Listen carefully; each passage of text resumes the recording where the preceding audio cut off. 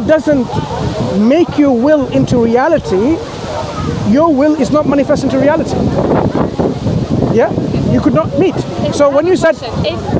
If something happens in your life, like let's say something bad happens in your life, would you blame it on God or would you blame it on you? Sure. Because we would never blame in God. Why? It's like because there's like two different types of how people think. There's internal and external locus of control. So if you're internal, you'll take responsibility for your action. If something happens to you, you can say, yes, it's my fault. Like it's because of my action that this happened. And there's some people who are like, actually, it's out of my control. Like this happened, it's out of my control. Like God wanted it to happen. Like what type of person are you? Do you take responsibility for your actions, or would you just be like, yeah, it's just because God wanted it? Yeah. As Muslims, we take responsibility for our actions, the good actions and the bad actions. We don't ever, and we should never blame God, because certain things can happen with the will of God as a test. Yeah. So God tells us clearly, like, do you think He created you and He's going to leave you like this without testing you? Yeah. He will test you, see whether you are in good in actions or not, because He created you for a reason. That's what I was getting at. And that reason is to worship, to glorify, to thank, to praise, show gratitude to God, because in that depends on our future abode, whether it's going to be a life of eternal happiness and joy and tranquility, or it's going to be a life of misery and suffering, pain and sorrow and so forth. We can make the destination based on our belief and our actions. So God often in our life, He wants to make us develop and progress in this journey of ours, and He will test us and see whether you are patient and whether you're grateful and thankful or not. Okay, so constantly there will be either from a loss of life, of wealth, of crops, certain things here and there. God says in the Quran, it's just to test certain people. Aren't certain people, as you are alluding to, they just say, I can't take it anymore. Why is my son dead? And the doctors couldn't save him, and they disbelieve in the Creator. So that shows their faith that they're supposed to have had on solid foundation was so weak. They're not even grateful that God gave them all of this and He can take life like He gave life. God is the one who's given us life, and He will be able to take it. So why are we then saying, oh, God's taking the life? It wasn't in ours to begin with. To give an example, suppose I died as a child, would you think my parents would have the ability and the power to give me life again? No. So they did not have the ability to give me life in the first place then. Because if they did, they can give me life again and again every time I die. So the life itself is not something that our parents give. It's not something Mother Nature gave me. God, our Creator, Originator, gave us life. And He made us not to live forever in this life. Do you think anyone lives forever? Animals? So there's a program. I'm sure you know about that. There's a program in ourselves in which we're supposed to die. So apoptosis, programmed cell death. Yeah. Otherwise there'd be people living till they're 500. Yeah. So people are trying all their best to not to age and to live forever. There's a whole science do that. They try to preserve their body by cryogenics and so on and so forth. But still, they're not being successful. So the death was there for a reason, so that within this lifespan we can fulfill our purpose in a life. So when I talked about the Creator, the Originator, we are sure, you're positive, definitely there is a Creator, there is an Originator, right? And the Originator must have created us for a reason. So if that reason is to worship our Creator, how are we going to worship it? How are we going to be grateful to Him? Imagine you love someone so dearly and you want to thank them and express your love to them. And how are you going to do that? How are you going to do that? Well, some people in religion, they pray, some people go to church, some people go to mosque. There's different ways people do it, and different religions do it in different ways. But I also think that, for example, a lot of people, I'll take Christianity for a second because I'm Christian. A lot of people, for example, Christians will go to church on Sundays, but if a Christian doesn't go to church on a Sunday, people will be like, oh, you don't worship your God, are you a true Christian, blah, blah, blah. But I think actually in every single religion, like, you don't specifically have to go to a church or a mosque or whatever to worship your God. I think that you could do it at home. Like, everyone can express like their love to God in different ways, and it doesn't have to be going to a symbolic place, like being in your room or whatever. Like everyone can do it in a different place, and I think that there's not only one way to do it, you know. And I think a lot of people get criticized for that. I agree with you partially, and I will tell you what part I agree and what part I disagree, and then perhaps you can tell me whether, you know, why do you disagree with some of the parts. But the point I was making about how do I express my love, my praise to someone. Imagine he wants to express love to someone, right? Let's not identify what it is. Someone you love so dearly, and you love football so much, and you said, you know what, I'm going to, my boots that I have, football boots that I have played every single match and I've won, so precious and so dear to me. I know it's smelly, I know it's filthy, I know it's now, you know, different parts of one here and there, it's breaking apart. I'm going to give this to my dearest person. But you know your dearest person doesn't like football. Every time you put a telly on, say, oh, now look at this, I have to bear this. Doesn't appreciate football, but you do. And he said, there you go, opens up the present, and it's a football. They might understand that what you're coming from, but if you think about her perspective, you'd say, you haven't made the right choice. Why? You should have asked, or you should have even inquired, what does she like? And appreciate. So when we talk about worshiping God, thanking God, glorifying God, we need to be sure what God accepts. Imagine some people, it's so disgusting example, so I apologize from the very outset. Channel 4 aired this many years ago, maybe a decade ago, I still remember it vividly. There are some gurus in a Hindu tradition, they were baking their own feces and eating it as an expression of love to God. Do you think, in a reasonable mind, that God appreciates people baking their own feces and eating? How will you know what God appreciates and what God doesn't appreciate? Good, very good question. That means we need to know, right? We can't not to. You'll never know. Yeah. We can only know if God tells us what He appreciates. But God cannot tell you because He's up there. Let's discuss this matter. Would God not communicate to His creation what He wants from us, why He created us? Would that not be expected of God to do? Or do you think God would leave people in confusion, where people make their own destiny into, okay, I think God wants me to just smoke a cigar and be happy and that's it. And some people say, no, God wants me to enjoy my life, go around girls and boys and drugs and rock and roll, kill, doesn't matter as long as it makes me happy. Who cares about consent? Who cares about harm? It makes me happy. That's the way I'm going to express my love to God. So God, we know, is not going to leave us in this confusion.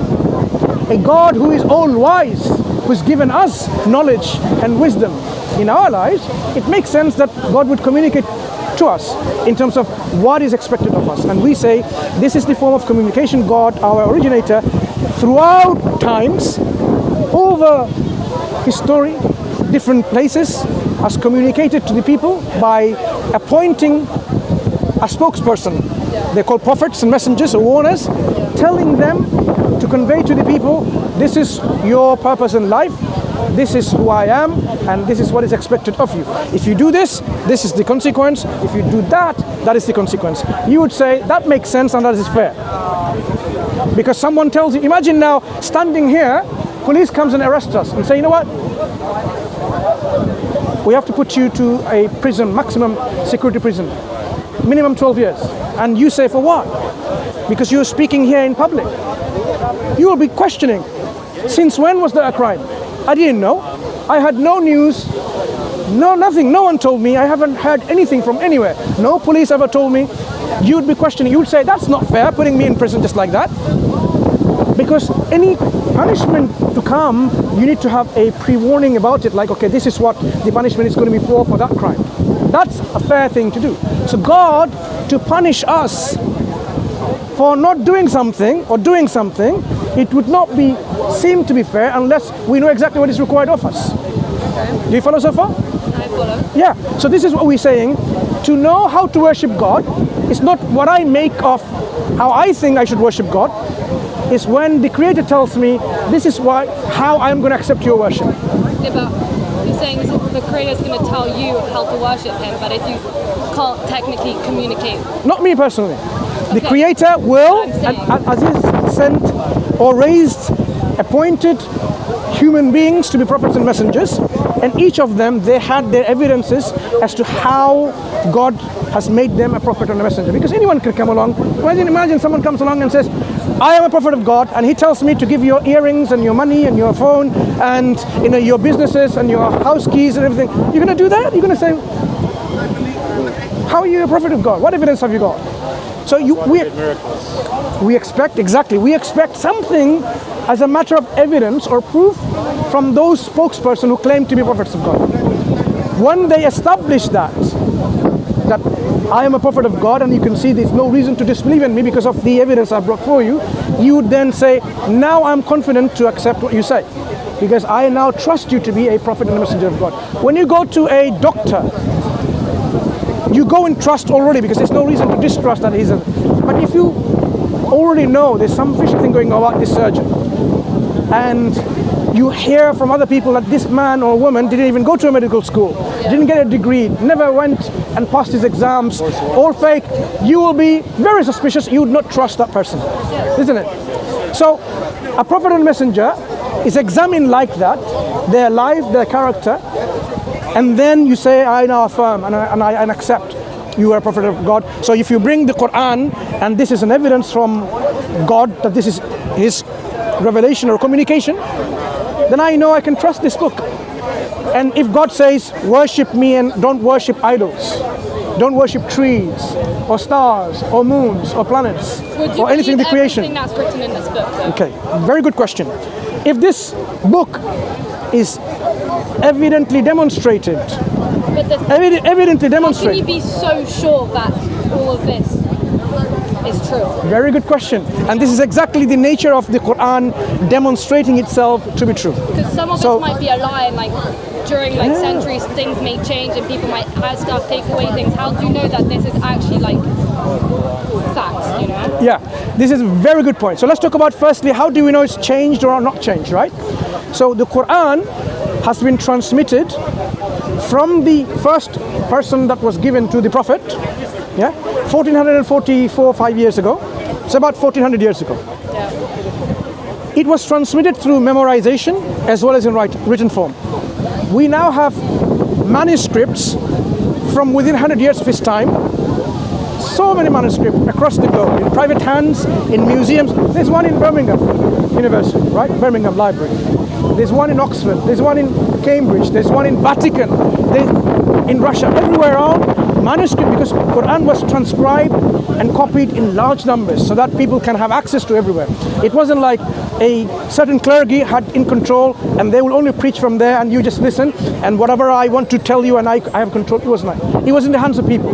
So it was transmitted like this, and you can go back now and look at the Quranic manuscript and you can see, yes, you can read the Quran as you read the Quran today. Yeah? Do you believe everything written inside? That's the point I was going to answer. Yes, I do. But how I do that is the mechanism I'm going to share with you. And you follow everything in this book? I try all the best. As Muslim, they should. So some people, sometimes we fall short because of our weaknesses. So because of our desires and our shortcomings. But always then we repent to God and say, God, I'm sorry. I will try to mend myself. This is what is expected of us. Because we're not like someone who is, so perfect. We are meant to strive towards perfection. That's the whole idea of our life, our journey. That you try to strive towards perfection, and in doing so, if you fall short, but you admit and confess that you have done something wrong and immediately turn to God, He will say He accepts your repentance because He knows your weaknesses. So the transmission was through memorization as well. So if I were to now tell you that any chapter of the Quran, if I were to read it to you in the Arabic language as this Quran is, and if I make a mistake, you'll find so many people correcting my mistakes.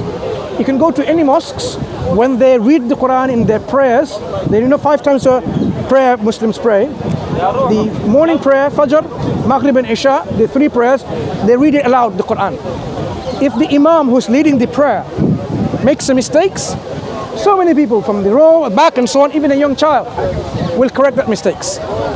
That's how the Quran is being protected, because Quran has been memorized. Do you know how many hundreds and thousands, if not millions of people have memorized the Quran? Word for word, letter for letter, and they don't even speak Arabic. millions of people. Yeah. So at any one time, if you go to Muslim countries, there are special memorization schools where they memorize. Yeah. So I can bring someone who is a 7-year-old and memorize the whole book. I can't do it now, it's so difficult for me. I tried, right? I'm trying, make supplication for me, but I'm saying you can bring a 7-year-old who memorized the whole Quran. So you can go and trace this back a year before, a decade before, 100 years before, 200, and all the way go back. This is a living tradition. Here, in Germany, in China, in Palestine, anywhere in the world, people have always, in every generation, memorized the whole book. So that's why we can be sure that the Quran that we read today is the Quran that the Prophet left behind. Now, how do I know this Quran, all of it is from God?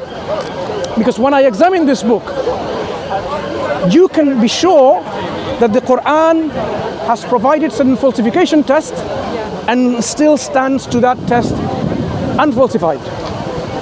You see, if a book gives you some test of it, and you can say, if you do this, that's definitely not from God, then he will say it's not from God. To give you one example which you'd appreciate is, do you think a book from the Creator will contain mistakes? Of course not, because he's all knowledgeable. The Quran says so. If that book, this book, the Quran, was from other than God, you will find many discrepancies, many inconsistencies. Well, you have a criteria. If this book has shown some mistakes, discrepancies, contradictions, you will say, I'm sorry, this book is not from God. One criteria of falsification test. Another criteria, the Quran says, if you think this book is not from God, what you have to do is simply produce a chapter likened to it. If you can't do it, go and ask for help from your supporters, your people who can. And this is where the challenge is. Look here.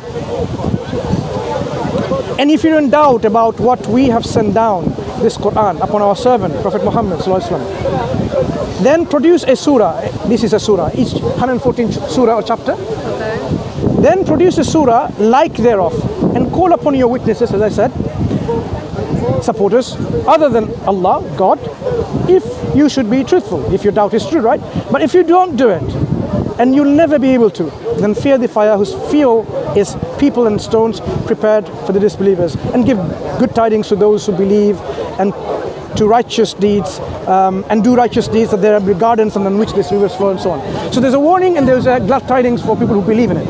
So the Quran tells you in this, very second chapter at the very beginning, if you are doubtful that this is not from God, imitate something like it. Now this is a profound falsification test the Quran offered, and it's still being offered today to falsify it. People keep on trying. The Arabs at that time were masters in the Arabic language. The Prophet Muhammad ﷺ, they knew he didn't go to school to read and learn, and they knew he couldn't even read and write, let alone compose poetry. So when he brought the Quran with rhymes and rhythms, yet not prose or not poetry, and Quran says bring something like it, you'd expect them to be able to imitate it. You can imitate Shakespeare. ChatGPT can do it. Yeah, you can imitate anything in terms of literature, music, and so on. But you cannot do that. I made a video about ChatGPT imitated the Quran, and it admitted he can't do it because of the objective nature of the challenge. Yeah. So if you type in ChatGPT and the Quran, you will see my video coming up, how it is not possible for even artificial intelligence, let alone human beings, to imitate the Quran. Why? Because of the structural construction that the Quran is given. The speech, where you can imagine the speech of the Creator. He made it in such a construction that no one can imitate it. It's difficult to appreciate because literature may not be your forte. But if I were to give an analogy, maybe it can help to understand. You see these kind of building and structures that you see, right? If you are an architect, you are one of the best architects, a good professional civil engineer, architectural engineer, you're the best in town. And somebody says, you can't make a building like mine, you can't make a bridge like mine, and so on. You say, why not? What is so difficult about it? Because you should be able to make it. But what if they show you, this is how my building is? It's made of bricks and stones, but each one of the bricks is floating in space and not touching with the other bricks. Imagine the whole structure is like that.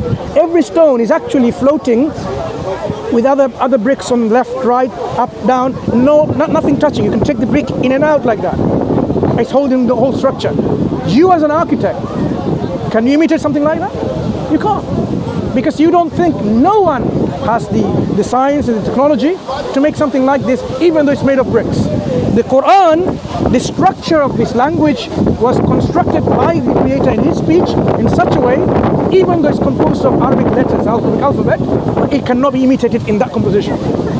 That's the challenge of the Quran if people disbelieve it. So once we as Muslims can see in practice people are failing to imitate anything like it, the Muslims can have this confidence to say the Quran is from the Creator. Yeah? Because of how it is demonstrating itself time and time again that it cannot be made by, composed by anything other than the Creator. I'll just give you 2 examples, and there's many other criteria. That's how our confidence in this book is like that I have to trust and take everything. So even though the Quran says like there, God created, the Creator put angels responsible for transcribing what we do, good and bad. Imagine an angel here and an angel there. I can't see the angels, but I would trust, because I know everything else the Creator says, I will say this is the truth, right? There's no reason to doubt about it. So once you know something that is verifiable and you verify it, anything that is of the unseen, you can trust and rely on it. This is a take of the Muslims in which we say Islam is true because it's self-evident of its truthfulness. As a Christian, for example, we don't say Islam came as a different religion. Islam came with the same religion that came with, but because things have changed, people corrupted the message of Christ, corrupted the message of Moses, peace be upon those prophets, and that's why you have people now worshipping Christ instead, or saying God puts a rainbow in the sky because he needs to remember. These are people's corruptions. Perfect. Thank you, my friend. I appreciate the knowledge. Yeah? You take care. Okay, you take care. It's all right. It's a different explanation, but it's a sign of respect to a woman when we don't shake hands, and I'm sure you'll appreciate that. Okay, but this is for you, by the way. Take one. All right, thank you. Yeah, take care. Okay, good day. Thank you. Alaikum salam. Assalamu alaikum.